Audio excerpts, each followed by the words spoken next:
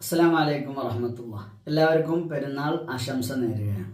ഹബീബ റസൂലുള്ളാഹി സ്വല്ലല്ലാഹു അലൈഹി വസല്ലമ തങ്ങളിൽ നിന്ന് ഞാൻ കേട്ടത് മുതൽ മരിക്കോളം ഞാൻ ഉപേക്ഷിച്ചിട്ടില്ല എന്ന് അനസ് റളിയല്ലാഹു അൻഹു പറയുമ്പോൾ, അനസ് റളിയല്ലാഹു അൻഹുവിൽ നിന്ന് ഞാൻ കേട്ടത് മുതൽ മരിക്കുന്നത് വരെ ഞാൻ ഉപേക്ഷിച്ചിട്ടില്ല എന്ന് ഇമാം സുഹരി റളിയല്ലാഹു അൻഹു പറയാം.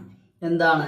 ലാ ഇലാഹ ഇല്ലല്ലാഹു വഹ്ദഹു ലാ ശരീക ലഹു ലഹുൽ മുൽക്കു വലഹുൽ ഹംദു യുഹ്യി വയുമീതു വഹുവ ഹയ്യുൻ ലാ യമൂതു ബിയദിഹിൽ ഖൈർ വഹുവ അലാ കുല്ലി ഷൈഇൻ ഖദീർ.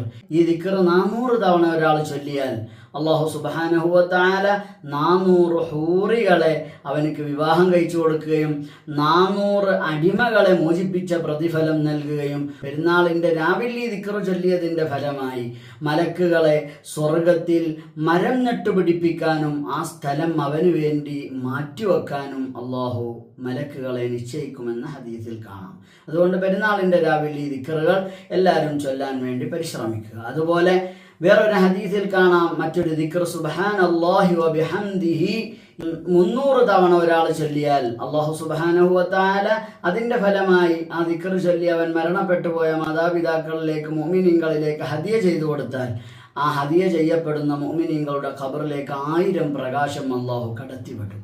ദിക്ർ ചൊല്ലി അവൻ മരണപ്പെട്ടാലും അവന്റെ ഖബറിലേക്ക് 1000 പ്രകാശം കടത്തിവിടുമെന്ന് ഹദീസിൽ കാണാം.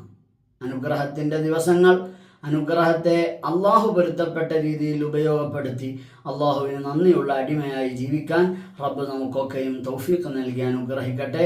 ഈദുക്കും മുബാറക്, കുല്ലു ആം വഅൻതും ബിഖൈർ, തഖബ്ബലല്ലാഹു മിന്നാ വമിൻകും സാലിഹൽ അഅമാൽ, ഉസീകും ബിദ്ദുആ വആഖിറു ദഅവാനാ അനിൽ ഹംദുലില്ലാഹി റബ്ബിൽ ആലമീൻ.